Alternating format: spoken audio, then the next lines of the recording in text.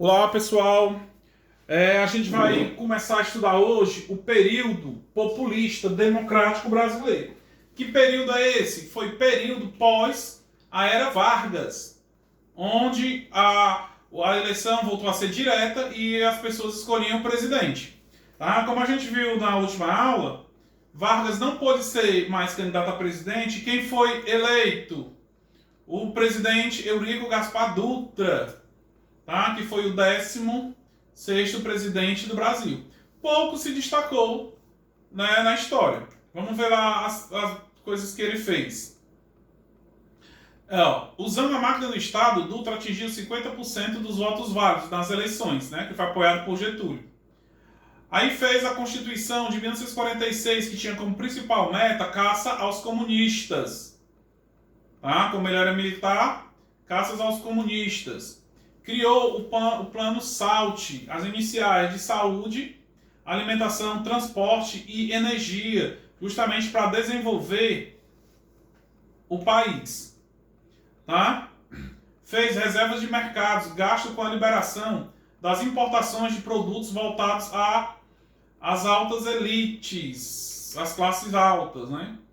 As importações aquecem a produção industrial, mas não tiram o Brasil do posto de baixo produto industrial. A dívida inglesa foi negociada por máquinas obsoletas. E, diante da Guerra Fria, Truman fundou, em 1949, no Brasil, a Escola Superior de Guerra. Tá? E em 1947, assinado o Tratado de Traí, Tratado Militar de Ajuda Mútua. Pessoal, isso aqui já estava no começo da Guerra Fria. A gente sabe que a Guerra Fria começou em 1945, logo após a Segunda Guerra Mundial. Olhem aqui, foi o que ele fez. Ele abriu o Brasil para as importações. Qual é o intuito dos Estados Unidos ajudar os países capitalistas? A troco de investimentos. Então, a partir do momento que ele pega aqui, as importações aquecem a produção industrial, mas não tiram o Brasil do posto de baixa produção industrial. Outra que ele fez, reservas de mercados, ou de mercado, gasta com a liberação das importações de produtos voltados para a alta classe. Então, ele liberou a importação de carros, de bens de consumo que ainda não entrava com grande escala no Brasil. Então, isso aqui a gente já nota que o governo Dutra ele ficou do lado dos Estados Unidos da Guerra Fria. Tá? Ficou contra os comunistas, que também, na própria Constituição já diz, caça aos comunistas. Então, eles eram contra ao regime comunista da União Soviética. Tá? Aí vem as eleições de 1950. Olhem quem aparece aqui. Getúlio Vargas se candidata mais uma vez contra o brigadeiro Eduardo Gomes, né? E Cristiano Machado. Quem vence? Vargas vence com 49% dos votos válidos. Então, depois de 4 anos, ou depois de 5 anos que Vargas tinha deixado o poder, Vargas volta. Mas dessa vez, ele enfrenta uma oposição forte. Getúlio Dornelles Vargas, presidente de 1950 a 1954. Vamos ver aqui as dificuldades. Primeiro, o velhinho vai voltar. Isso aqui foi uma música feita por Getúlio Vargas, que se a gente tivesse em sala, nós iríamos assistir, escutar essa música, mas infelizmente a gente não vou botar aqui porque não tem nem como. Mas eu vou ler ela aqui para vocês, Bota o retrato do velho outra vez. Bota no mesmo lugar. O sorriso do velhinho faz a gente se animar. Oi, eu já botei o meu. E tu não vais botar? Já enfeitei o meu. E tu não vais enfeitar? O sorriso do velhinho faz a gente trabalhar. Isso aqui é alusão à CLT que ele criou no governo passado, na era Vargas. Tá? Professor, como se chama esse governo Vargas? Lembrem-se, esse é considerado o segundo governo Vargas, que o primeiro foi aquele que a gente já estudou. Tá? Vamos ver lá as dificuldades que Vargas enfrentou. Último governo Vargas. É um governo marcado pelas crises econômicas e políticas. Porque acabei de explicar para vocês que o presidente passado, ele abriu o país para o capital estrangeiro, para as empresas estrangeiras investir no Brasil. Já Getúlio aqui, ele queria nacionalizar tudo. Ele queria deixar tudo dentro do Brasil. Então, foi marcado por crises financeiras e crise política, porque os adversários dele, como a gente vai já ver, Carlos Lacerda, queria que os produtos internacionais entrassem no Brasil. E Vargas não queria. Aí o que é que faz? Vargas cria o BNDE, que é um banco de apoio às indústrias. E também criou a emissão de papel moeda para tentar controlar a inflação. Né? Para controlar a inflação, Vargas se vê diante de dois monstros, o arroxo salarial e o fim dos créditos empresariais. Por que o fim dos créditos empresariais? Porque ele rompe com o mercado internacional e automaticamente corta os créditos das empresas. Tá vendo?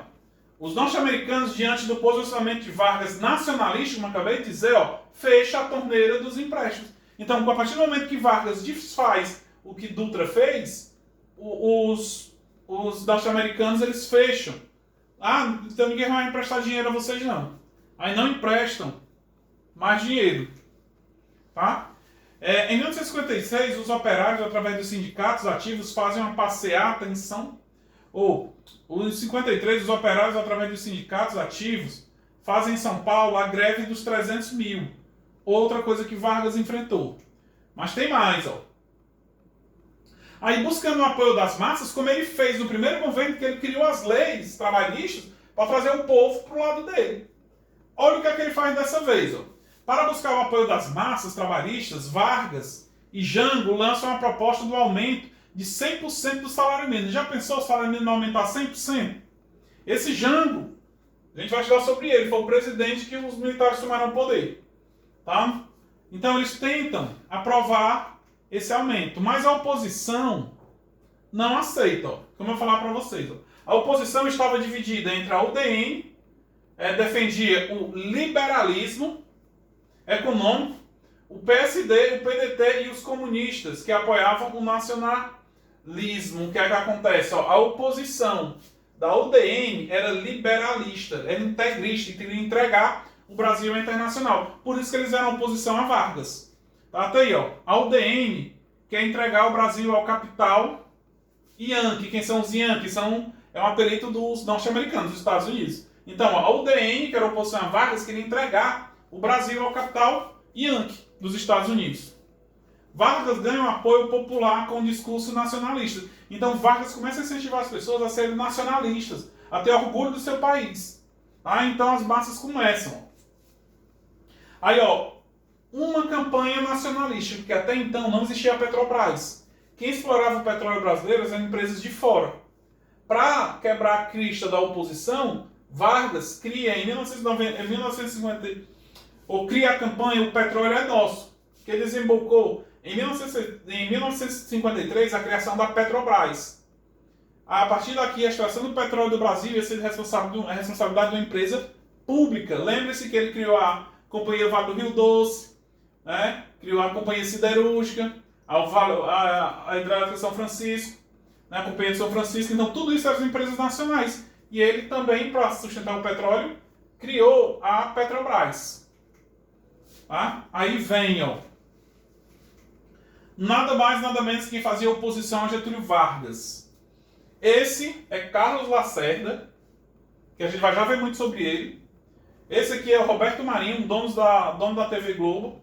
E esse aqui, Assis Chateaubriand, que montou a primeira TV aberta no Brasil. A oposição cresce pelas vias dos principais jornais. O Estado de São Paulo, da família Mesquita, Tribuna da Imprensa de Lacerda, o Diários Associados de Assis Chateaubriand e o jornal O Globo, da família Marinho, ficaram todos, contra Getúlio Vargas. Aí a gente pega os dias de hoje, Se o atual presidente se acha perseguido pela Globo, agora vocês imaginam que o Getúlio, que era perseguido pelo quarto da imprensa do Brasil. Para completar, em 1954, os coronéis advertem para uma inserção comunista no Estado brasileiro, que é o manifesto dos coronéis, que eles achavam que Vargas poderia estar ao lado dos comunistas. Aí vem o governo Vargas, pessoal, ele começou a ter denúncias de corrupção. Muitas denúncias de corrupção, principalmente pela TV, como vocês estão vendo aqui, só órgãos de imprensa. Né? E para completar, esse cidadão aqui sofre um atentado, que é o atentado da Rua Torneleiros, que é o filme que vocês vão assistir, que eu vou deixar semana que vem, que vai ser o nosso assunto da semana que vem. Tá? Vamos lá, como foi? Ó? O fim de Vargas, ó. O atentado da Rua Torneleiros. Professor, como foi esse atentado? Ó, o atentado da Rua Torneleiros é agosto de 54. Ó.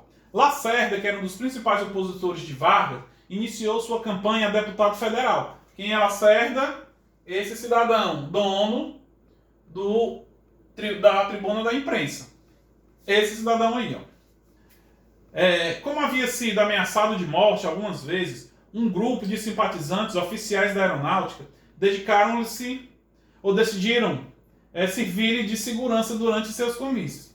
Depois de um deles, de um comício realizado na noite do dia 4 de agosto de 1954, no pátio do Colégio São José, o jornalista voltou para casa acompanhado de seu filho. Sérgio até então tinha 15 anos, no automóvel do major aviador Rubens Florentino Vaz.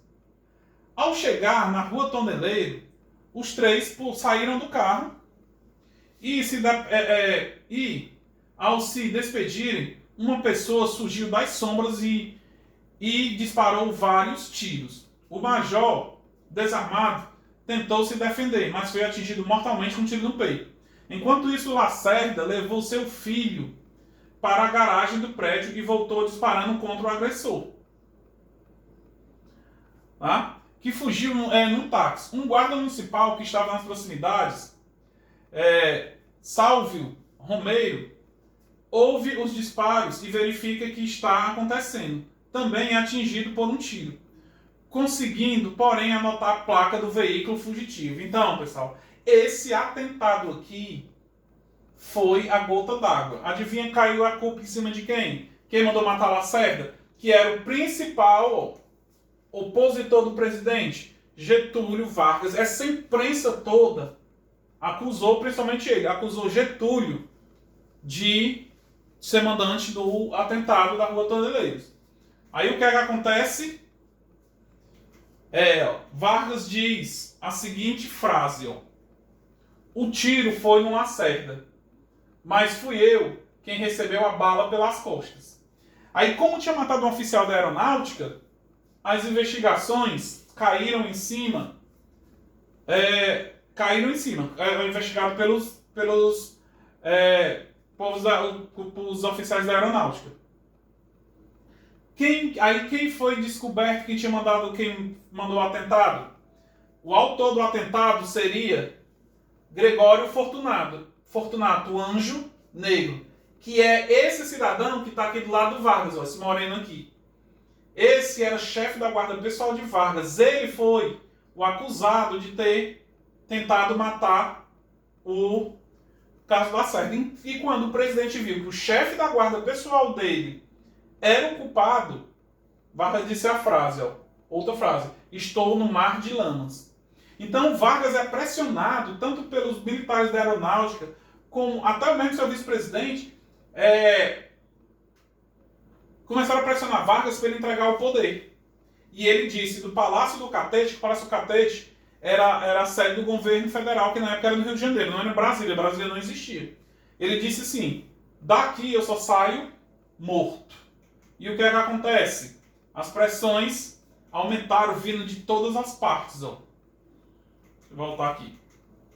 Ó, os cafeicultores começaram a pressionar Vargas porque sofreram com um confisco cambial, confisco de grana. Os industriais, devido ao descontrole das greves e ao nacionalismo de Vargas. Ó. Por que os industriais? Porque Vargas estava botando o Brasil no nacionalismo, que os industriais já não estavam tendo contato com empresas de fora, com a indústria de fora. Tá? Os operários também estavam insatisfeitos porque seus padrões de vida diminuíram a cada dia. Então, a cada dia que passa, a inflação aumentava e o padrão de vida caía. o salário não estava dando mais quase para nada. Né? A classe média indignada pelas denúncias de corrupção no governo, proferidas pela imprensa controlada pela UDN. Como eu falei para vocês, tinha toda a imprensa acusando o governo Vargas de corrupção. Tá? E Vargas não aguentou a pressão. Ó. Na madrugada do dia 24 de agosto, Vargas, acusado, lançou mão da sua última carta, né? A carta suicídio. Então, Vargas, nesse dia, Vargas deu um tiro no próprio peito. Ele pegou, o filho dele, o Lutero Vargas, era cardiologista. E 2 dias antes, vocês vão ver isso no filme, ele chegou pro filho dele e perguntou, Lutero, onde é que fica o coração? O filho dele disse, você pega o peito, o bico do peito, bota 2 dedos, o coração aí embaixo, nessa posição. Né? E isso ele fez. E deixou uma carta que a gente vai trabalhar em sala, que também tem aqui, mas não vou passar para vocês, né?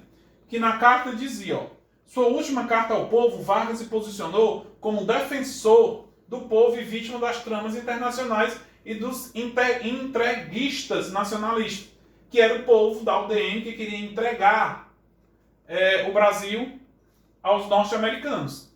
Tá? Aí, ó, o povo emocionado se compadeceu com seu líder. Os inimigos de Vargas eram agora alvos de revoltas populares. Então, aqueles jornais que a gente viu lá no começo que criticavam Vargas, quando Vargas se matou, eles foram depredados. O jornal o Globo, o Diário de Imprensa, a empresa Chateaubriand. Então, todo o povo ficou do lado de Vargas. O enterro de Vargas foi uma comoção, como a gente vai já ver aqui, ó. Aí aqui, o enterro de Vargas, como eu falei para vocês, ó. Não sei se dá para ver daí, mas aqui o bico do peito de Vargas e aonde a bala entrou, ó. Ele botou 2 dedos aqui, ó. 2 dedos do peito e atirou contra o próprio peito. Aí aqui são os funerais do presidente, tá? Aí aqui a multidão que acompanhou, né? Que é a capital, que é a orla do Rio de Janeiro, e o enterro dele, que é ele embarcando para São Borja, no Rio Grande do Sul, de onde ele era, tá? Aí com a morte do Getúlio Vargas, com o suicídio de Getúlio Vargas, quem assume é o vice dele, o Café Filho, que a gente vai ver na próxima aula. Tá? Mas como eu falei pra vocês, se a gente tivesse em sala, a gente vê os vídeos do velório, a gente vai assistir o filme. E próxima aula, a gente vai ver só um filme. Aí a atividade vai ser do filme. Tá? Até mais, pessoal.